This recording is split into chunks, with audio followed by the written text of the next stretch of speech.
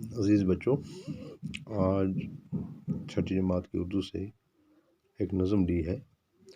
نظم کا نام ہے جگنو، اور یہ لکھی ہوئی ہے سکندر علی وجد کی۔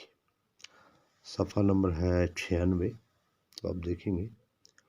جگنو: برسات کی رات تھی اندھیری، کچھ نیند اچٹ گئی تھی میری۔ پانی جو برس کے کھل گیا تھا، گلشن کا غبار دھل گیا تھا۔ بیدار تھی باغ میں اکیلی، پھولوں سے لدی ہوئی چنبیلی۔ اتنے میں جو رو چلی ہوا کی، قسمت ہی کھل گئی فضا کی۔ ہونے لگی جگنو کی بارش، فطرت کے جمال کی تراوش۔ تو اتنی آدھی پڑھیں گے۔ جگنو ایک قسم کا کیڑا ہی ہوتا ہے جو رات کے وقت میں چمکتا رہتا ہے، لائٹ دیتا ہے۔ برسات کی رات تھی اندھیری، کچھ نیند اچٹ گئی تھی میری۔ موسم روزک موسم تو کہ بس خوشحال گومت رود پتہ تھوڑا آسمان یل ہیو گومت۔ تو اس باغ پوشن باغ پارک یس گرد ورد آمٕژ چھلنہٕ۔ بیدار تھی باغ میں اکیلی، پھولوں سے لدی ہوئی چنبیلی۔ چنبیلی چھُ اکھ قسمُک پوش اکھ آسان، سفید پوش، تو دپان یہِ ٲس بالکل چمکان تمہِ ساتہٕ۔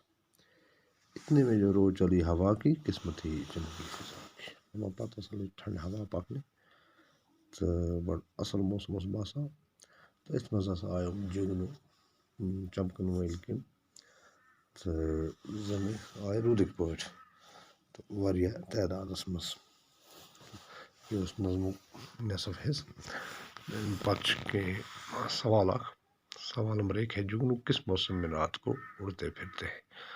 تو اس کا جواب ہے جگنو برسات کے موسم میں رات کو اڑتے پھرتے ہیں۔ پھر الفاظ اور معنی ہے۔ برسات ہے بارش کا موسم۔